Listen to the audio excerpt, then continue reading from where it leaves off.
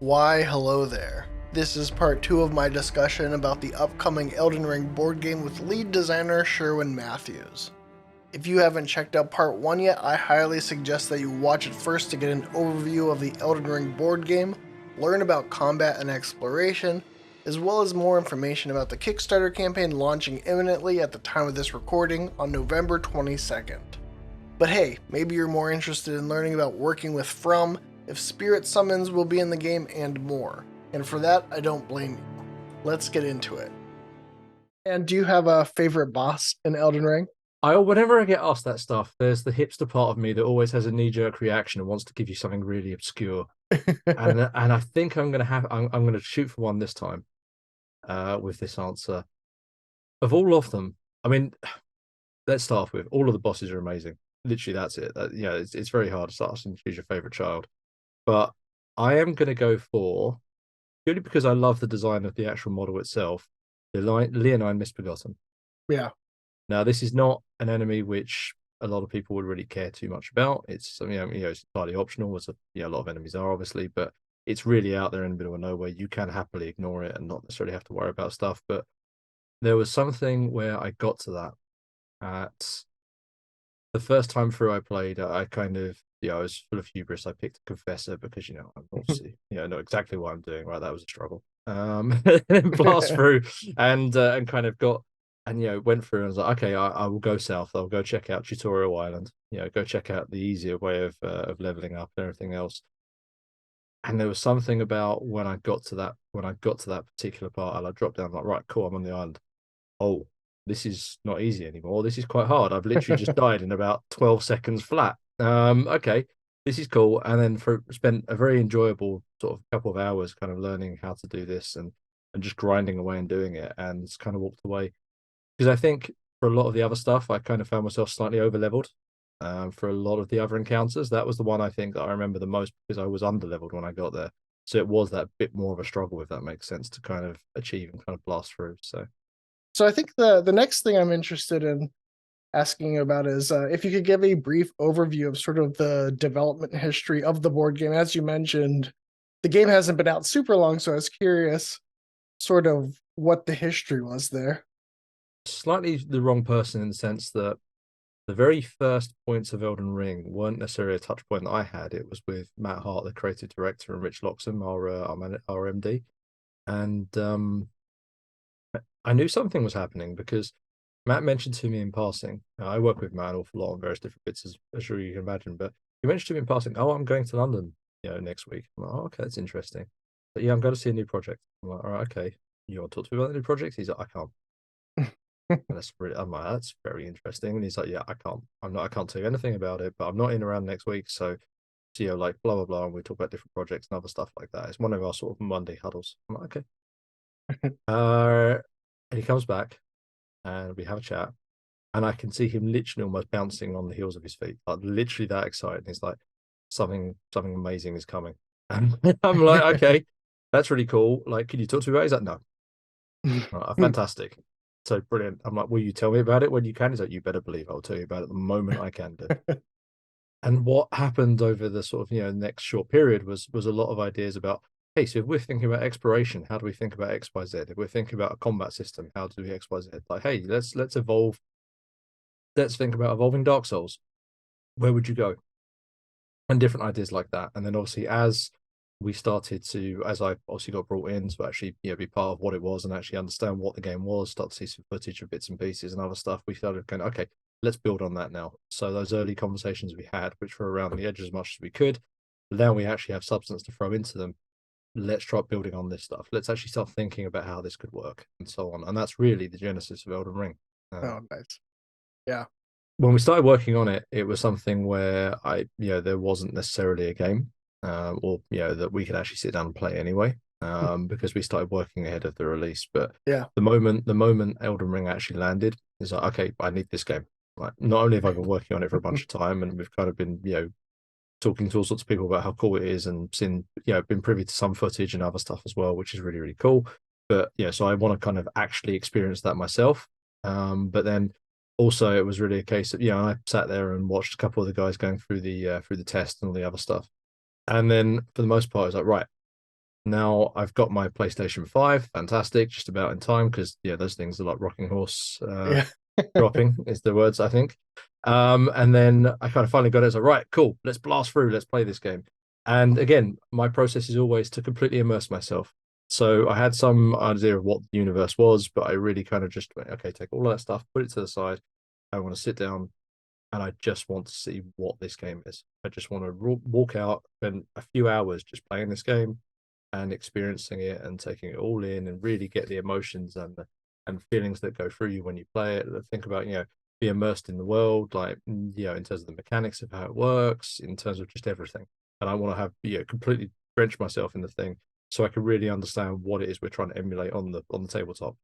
Perfect. And that's really my process. So So I'm curious, just with that sort of relationship, like how closely do you work with like From Software or Bandai Namco? Like I know there's probably approvals and stuff as far as like mm. the figures go and everything, but how involved is that process? Do they sort of trust you as board game designers and they leave a lot of that, or are they sort of part of that process? Well, both. So I have a weekly meeting with with Bandai Namco and From Software, and speak to guys in Japan and stuff. As we have, I've had weekly meetings for maybe the last 6 months or so. Like Yeah, of this and some intermittent ones, obviously before that as well. As well as traveling around a bit to kind of go to various different offices to go meet people and actual in-face ones rather than meetings rather than just meetings that happen sort of off on camera on Zoom or something else along those lines. So we do an awful lot of that, but the honest answer is a sort of a bit of both in terms of yeah, Bandai and From Software have trust in us to make it, go and make board game mechanics that will emulate what the game is. Obviously, everything we do, we run past them because they're the yeah, license partner, and that's how we do it. But at the same time, I can't honestly think of a point where they've ever really pushed back because they have trust in us that we will create something which is Elden Ring the game. One of the things we pride ourselves on as a company is we never take a game engine and go, right, cool, let's reskin that and now it's Elden Ring. Let's yeah, reskin. We don't monopoly things. We don't yeah, take a box and go, right, cool. Rub off the name that's on top of it, write Elden Ring on, and then that's it. That's not yeah, really how we work. We always, whenever we make any game, we want to get into the core DNA of what that game is. Remember, I talked about immersing myself in what the game is. yeah, The feelings that people have when they play the game are very important to us. yeah. Very much like it. How do we make it feel like someone who's a big Elden Ring fan feels like they're playing an Elden Ring game when they're playing our game? And Awesome. that's what Yeah. we want to drill into. And the obvious question is, have you seen some of our models now? Do you have a favorite? Oh man, it's hard. I think I have to go with Godric just as Mm, I ever since I first saw Godric, I've been covering Elden Ring since it was first announced, and I've been keeping close look on it. As soon as I saw Godric, I was like, I want a statue or a figure of Godric, and I don't know if I'll ever get it because it's obviously like too complicated for like a collector's edition box. mm, So when I saw that the game was announced as the board game, I'm like, oh, they cover everything. Like I saw how you mm, guys did Dark Souls, and I was like, I hope Godric's in here. And then once I saw Godric, but like all the models just look really good. Like the Tree Sentinel, I was really excited to see just because, like you said, everyone has that. Tree Sentinel is like the first big bad guy you come yeah. across, and then just seeing like that Aguil has gotten fleshed out, and I wasn't even really expecting stuff like the Erd Tree Avatar because I love From Software's enemy design. So to see them and be able to have them as like little dudes on my desk, because that's totally like they won't stay in the box long. I can't help that. I want to have something to play around with while I'm working and stuff. So there's a lot of good designs, and you guys Yeah. have done a really good job modeling them in these really recognizable ways where it really like I loved how the Tree Sentinel is like he has the halberd and he's holding the Mm. shield up because that's usually the last thing I see before getting a "you died" message. So like I was just really happy to see that they're in these nice dynamic poses, and it really feels like, oh, they know exactly what the pose is that Mm, you're gonna see in the game. So I was gonna see that, but Godric, Margit, the Erdtree avatars, those mm, were things that I just love the look of and can't wait to have like a physical. I'm a tangible person. I think anybody who likes mm. minis is like really attracted to the tactile feel and getting to That's hold fair. these little dudes in your hands. So My yeah, we work very closely from software on that. Our sculpting team, we there's countless amounts of back and forth between them, oh yeah, the two teams to sort of make sure we get the poses right and everything else. And from software are amazing at a lot of that stuff. They really are. They are an insanely talented bunch of people. I've got to say the one you didn't mention, which is my favorite without a doubt, is Alexander. Oh Um, yeah, I, I, I actually I can see, yeah, I got I a can little see accent. Alexander. So I'm excited, but I've lived the dream a little bit already. I was lucky enough to have Bamco send me a little Alexander. But Yeah, there's he's great. He's one of my favorite NBCs. So when I saw he was the bonus, I was like, they know exactly what they're doing, and it's great. It's a great choice. yeah, we sat there and went, how can we get Alexander in? It was like, we have to. You know, there Yeah. was a question for a short while. Can we get Alexander in? Yes, we absolutely have to. There's no other way, right? Has to be Yeah. there. So there we are. The core game is just Limgrave. And at first Yeah. I was like, oh wow, it's just Limgrave. But then I was like, well, first of all, everybody knows Limgrave because that's where you start. So it's a great starting point. But also, what a what a nice decision to sort of recognize the scale of Elden Ring, Mm, and that like I could see somebody else wanting to hit the highlights and throw Malenia in there, like just get yeah. some of those things that people would recognize. But the choice to really drill into the detail of each zone is has me very excited for the future of the game and Mm, expansions because it makes sense from like a modular standpoint, but also like yeah. what point in the process did you decide we're gonna dive deep into this one zone and make sure we do it right. Sort of, we get all the enemies people like and really get that experience. That happened, I think, 2 points. The first one was very quickly after I first found out about Elden Ring, and we were talking to people from software about the scale of the game. And at that point, I got an inkling of, okay, this game isn't just a bit big; it's massive, like it's Yeah. huge. Um, and that kind of got me thinking, and that's a bit of a challenge. Because then I must admit, I'll be honest, the first port I had of that is, okay, so we'll have to abstract that.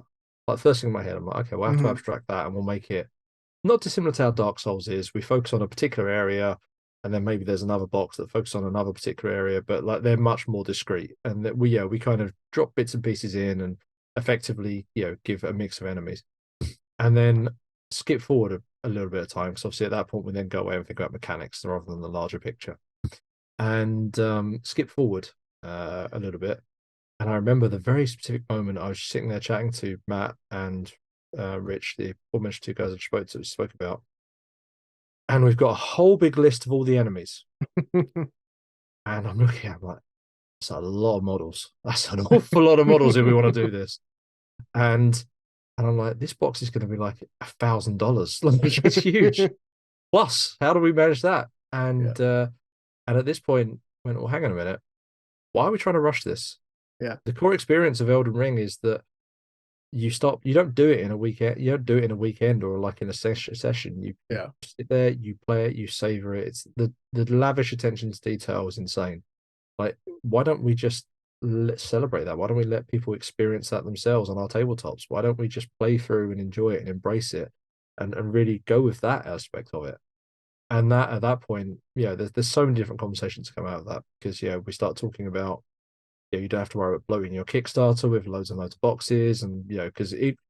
Trust me, I picked up the stack of games, and it's bear in mind it's literally just the cube because it's a big box Yeah. to start with, and then also the models are quite chunky. Then the Stormvale Castle and Weeping Peninsula boxes, Dragon Agil, and the Otri Avatar. Those 5 boxes alone, you can't see because I'm going to hold up my hands, but there's pictures of my one of my partners in crime, China, one of our marketing team, holding these boxes. She's holding them at her waist height, and you can't see her because she literally these boxes are so tall they're taller than she is. Like Yeah. there's a lot of boxes here, and that's just for that alone. So scope creep is obviously that's something that protects us from, and it lets us also explore the universe in a very much more meaningful way, which I think is Yeah. very important and gives us such an easy route into making sure that we're easily able to support this game going forward and give players exactly what they want. So I think, I think it's just the right decision to go Yeah. throughout, to be honest. And I'm really happy that we talked to Fromsoftware about it and they were insanely supportive. And Yeah. they're just, yes, this is we're very happy to hear that. So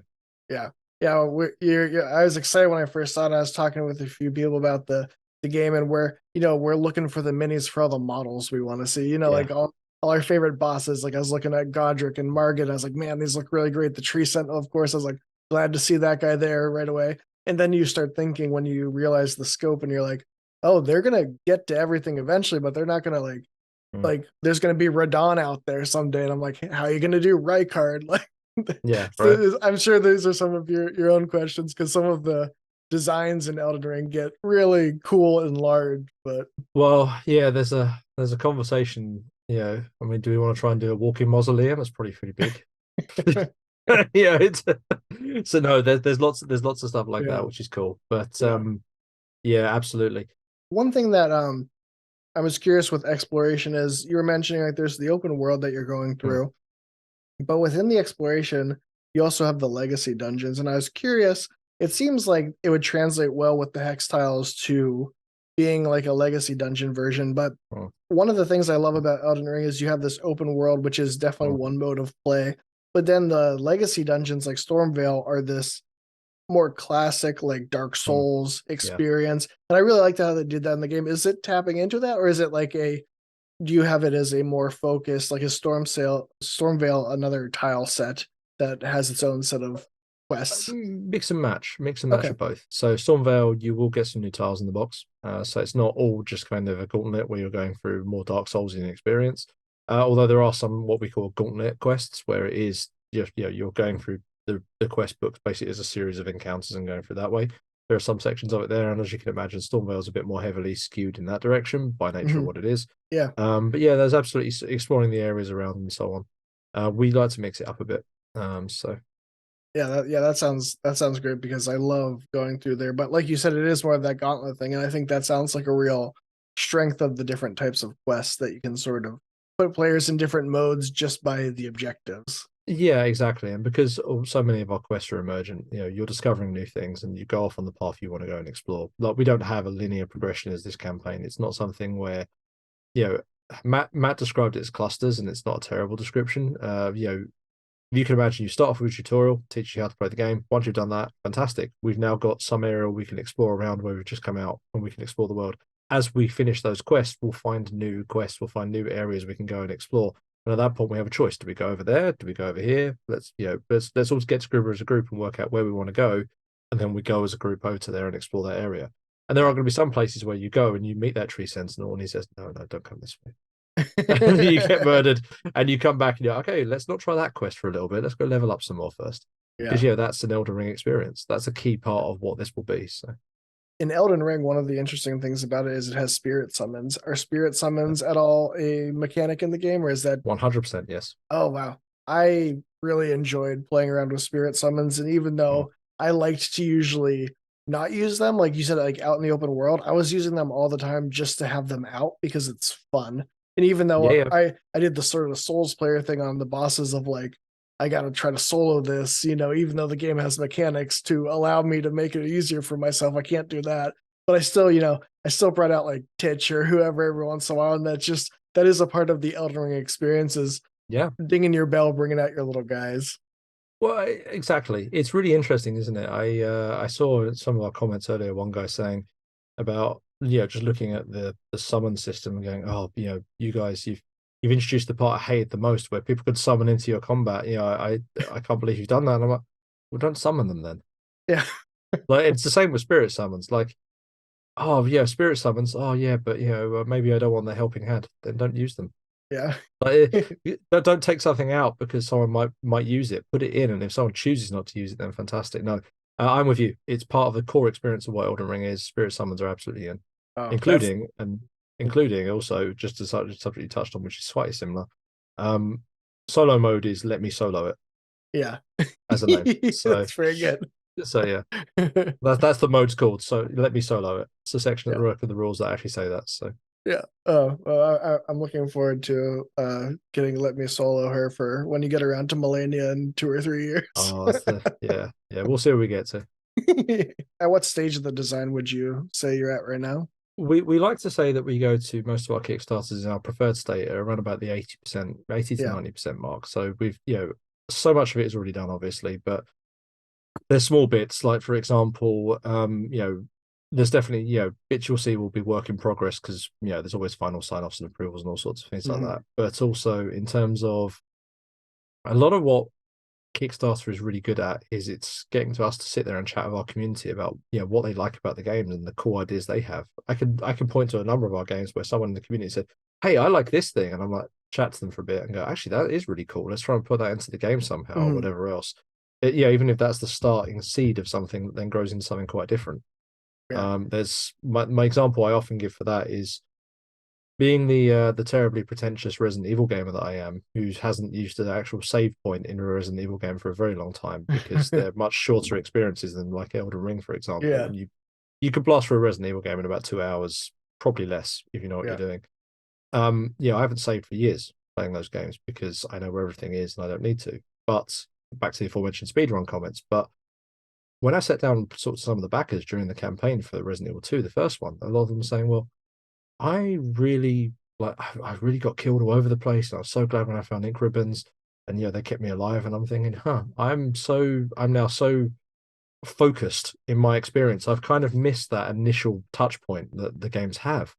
How do I bolt that in? And that kind of really set a scene where I went, and then completely redesigned the save system around that because that was a nice reminder for me of, hey, hang on a minute, no, don't do it. Don't. Ink ribbons are important. You can't just hand wave them away because you don't use them. And I Yeah. think that's really important. It's always important to touch base. So we may, for example, you and I may sit there and happily go, oh, well, yeah, we can beat the Tree Sentinel. You do this and this and this. Jump on Torrent, it's easier, whatever else, Yeah. right? But for someone else, they don't know that. And for them, you want to have that same experience of, no, the Tree Sentinel's an absolute unit when you first find it, Yeah. and it will do some serious damage to you. So, Yeah. yeah. Once again, I want to give Sherwin and Steamforged Games a huge thanks for sitting down and talking with me about the Elden Ring board game. I appreciate spending the time, especially right before their Kickstarter launches on November 22nd. If you're interested in more information, please check out the links below to Sherwin's designer diaries and the Kickstarter campaign. Thanks for watching.